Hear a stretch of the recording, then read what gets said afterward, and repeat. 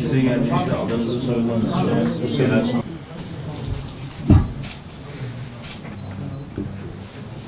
sen gelmeseydin.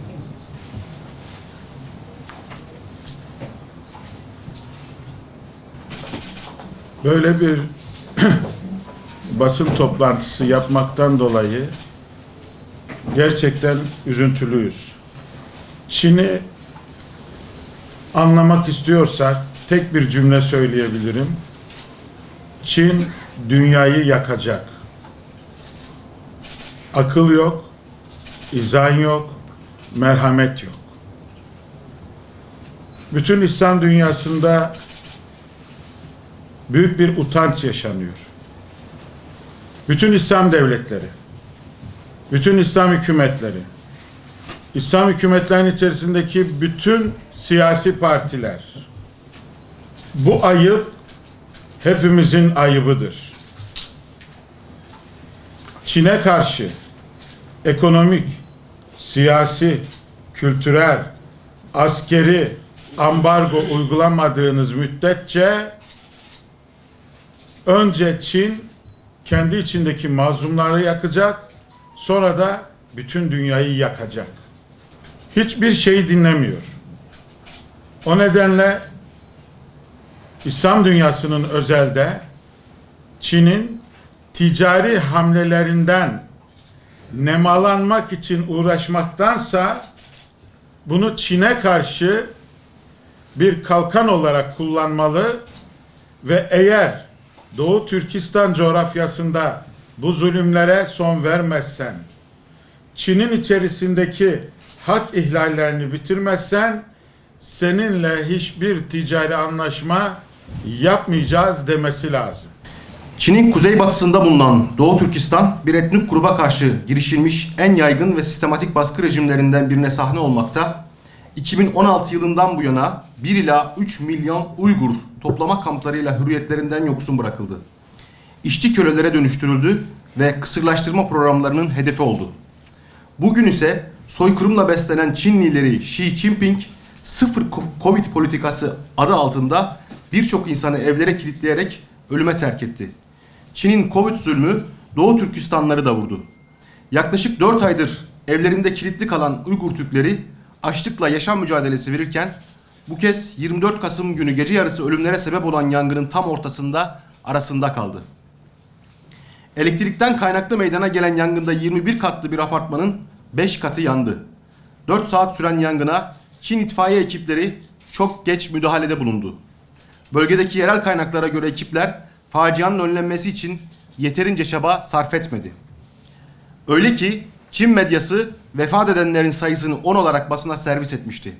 Fakat yerel kaynaklar Çin'in yanlış bilgi verdiğini ifade ederek ölü sayısını çocuklar dahil 44 olarak açıkladı. Uygurlar bugün en temel insani hakları elinden alınmış bir halk olarak kitlesel bir cezalandırma ile karşı karşıya bulunmaktadır. Uygur bölgesi, Hong Kong ve Tibet gibi devletin üniter yapısını tehdit eden bir iç mesele olarak değerlendirilmekte ve Uygur halkının varoluşu Çin hükümeti tarafından ülkenin ham merkezli ulusal vizyonuna doğrudan bir tehdit olarak kabul edilmektedir. Çin'in Uygur bölgesinde uyguladığı terörle savaş ve güvenlik merkezli politikaları Uygur toplumunu kültürel kimliklerinden, dini inançlarından sıyrılmış ve terbiye edilmiş makul vatandaşlar haline getirecek kitlesel bir sosyal mühendislik projesi olarak görülmüştür. Bugün geldiğimiz noktada Uygur bölgesinde Uygurca tüm eğitim kurumları kaldırılmış, din eğitimine ve öğretimi yasaklanmıştır. Kur'an-ı Kerim dahil dini kitapları bulundurmak ve okumak, ibadet etmek, sakal bırakmak, başörtü, uzun etek gibi dini kisveler kullanmak yasaklanmıştır.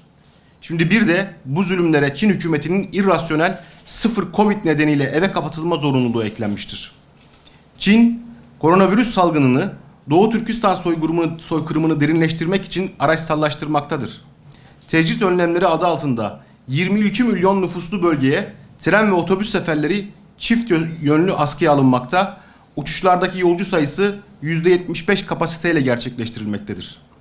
hükümet kısıtlamaları ne zaman kaldırmayı planladıklarına dair bir açıklama hala yapmamaktadır.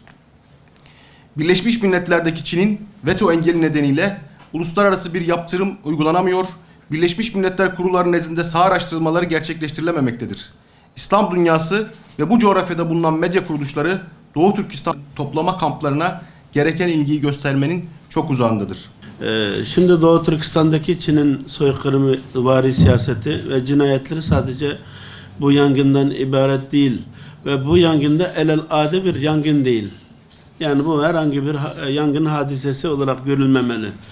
Yani bu da Çin'in 73 senedir Doğu Türkistan'da icra etmekte oldu ve son 6 sene içerisinde topyekün çok ciddi bir şekilde her alanda bir soykırım politikası icra ediyor ve bunun özetidir bu yangın. Adım Muhammed Mehmet Ali. Yaşım 22 yaşında.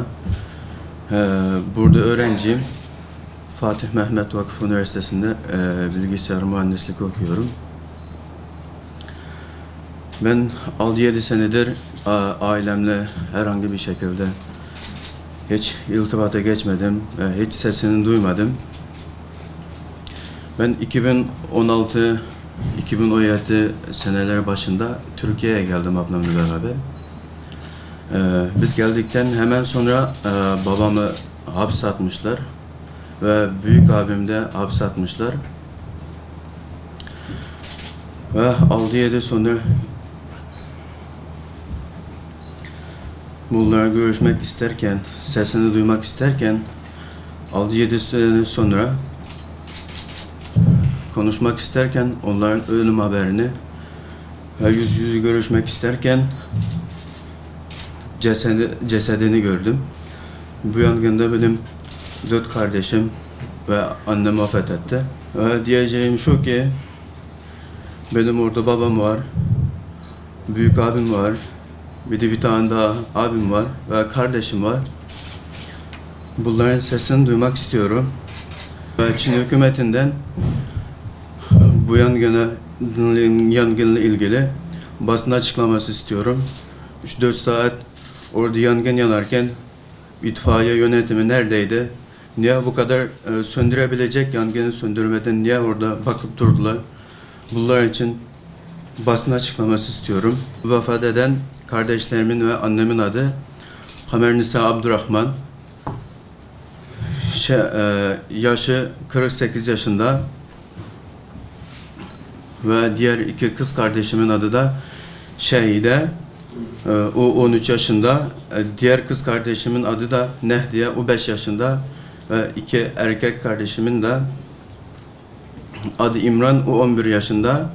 Ve diğer kardeşimin adı da Abdurrahman. Onun yaşı 9 yaşında.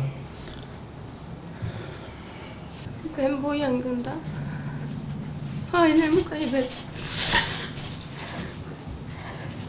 Kardeşimin söylediği gibi biz 2016 yılında yurt dışına çıkmıştık. Ondan sonra ailemizden hiçbir haber alamamıştık.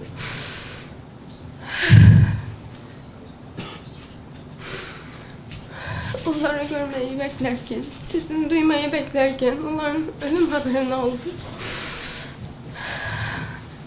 Yangında vefat eden en küçük kardeşimi daha görmemiştim.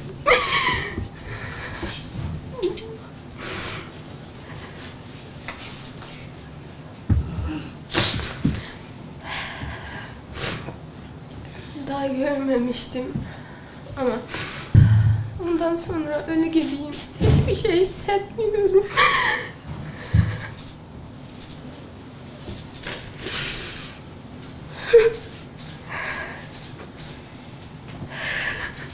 İdeolojik olarak bu işe bakıp sessiz kalanlardan da hesap soracak.